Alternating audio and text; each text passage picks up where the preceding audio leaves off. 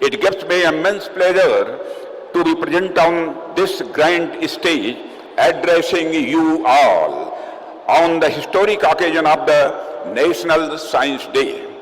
I am very happy to see this huge gathering of the young, inquisitive and energetic minds present in this great setting. I feel the vibes of positivity in each one of you and am enthused to communicate with you with all my earnestness. Friends, as we know, 20th February is celebrated to honor the discovery of Raman effect by Sri C.V. Raman.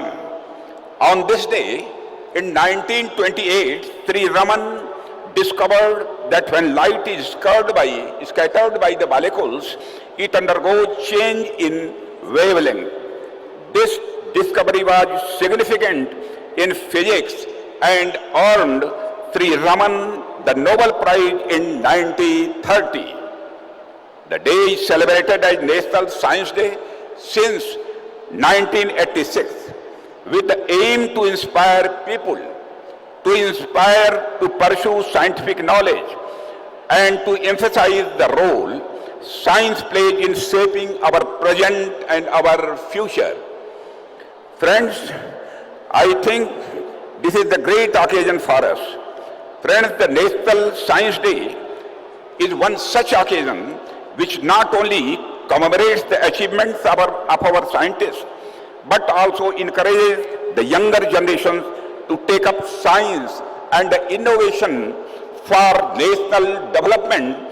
As you may be aware that this year's theme of the National Science Day is empowering Indian youth for global leadership in science and innovation for Viksit Bharat. This theme is truly reflective of new India's aspiration for progress through innovation and global scientific leadership.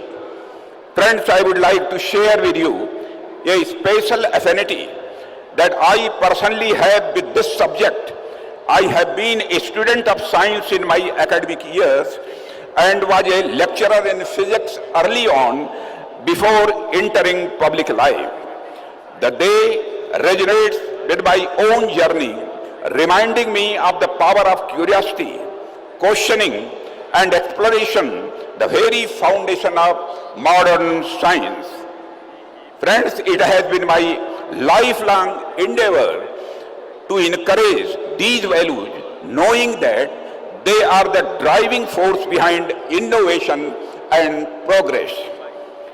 It is in this context that I feel blessed to address this magnificent gathering today as I see the multitude of the young people gathered here.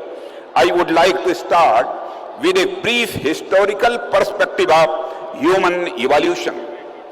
Through the journey of the scientific development, since the beginning of history, it is a sweeping, although very brief, account for my young friends here to make them understand how human evolution and the scientific progress have been so intertwined.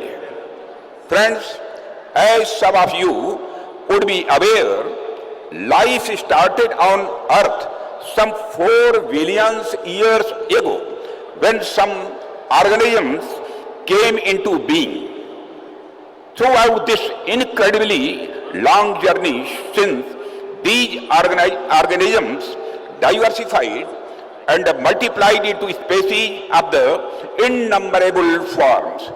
There is a general agreement among scholars that the modern human being arrived around 70,000 years ago. These were times when population was very less and land, forests, rivers, rocks in abundance.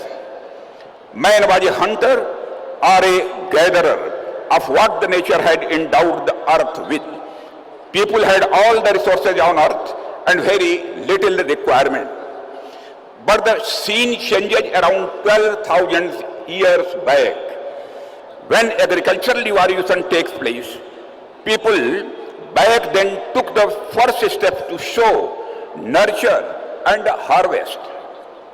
In the process, they got tied to a specific piece of land. They settled. They farmed small villages near their farmlands and domesticated certain animals too.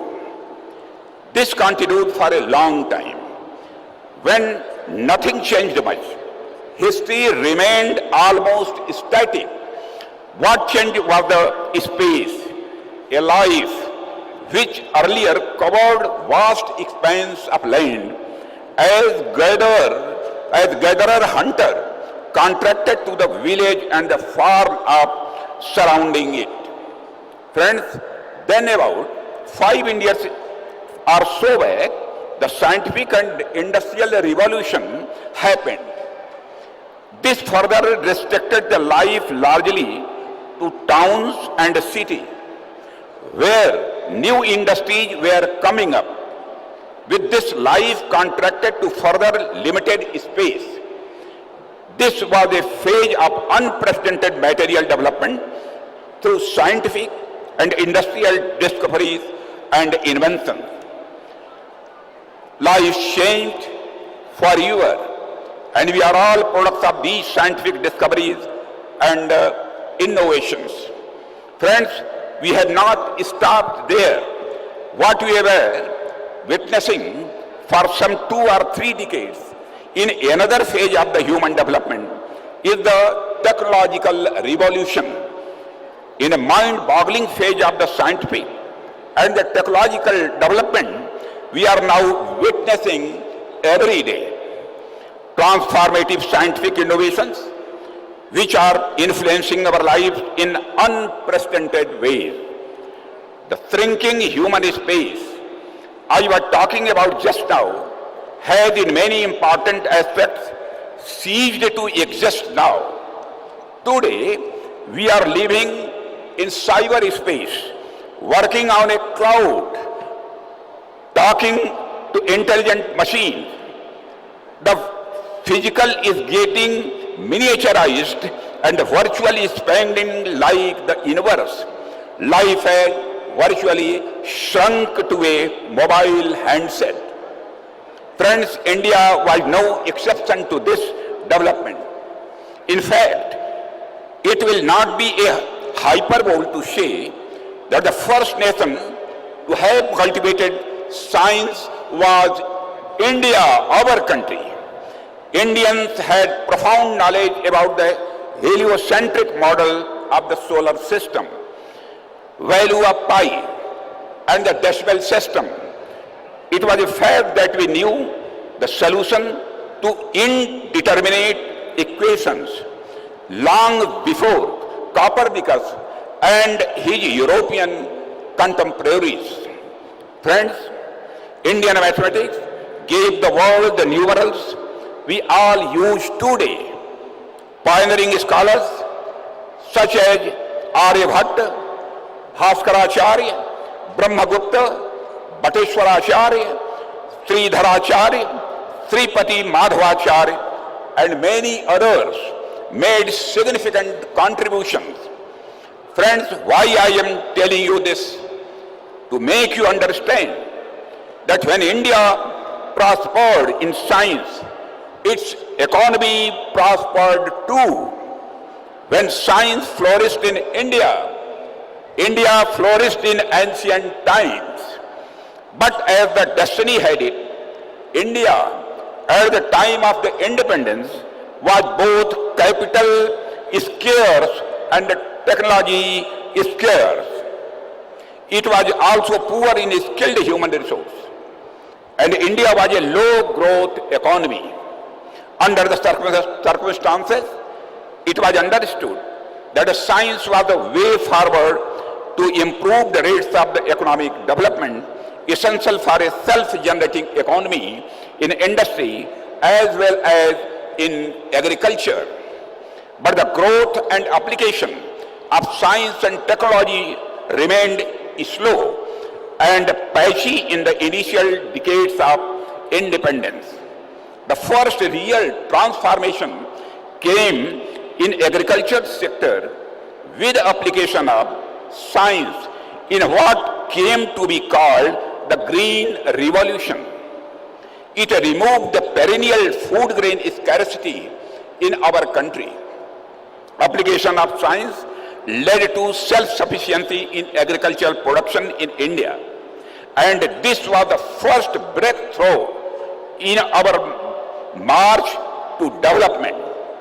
It was a victory of science over hunger. Since then, with progressive increase in our scientific development, India has steered through many difficult phases for betterment of our society and economy. From the days of the perpetual scarcity in raw materials and the capital goods, we have overcome many hurdles, be it heavy machines and equipment, mining and the processing of raw materials, textiles, cement, steel, pharma, electricity, and whatnot. Friends, subsequently, the information technology revolution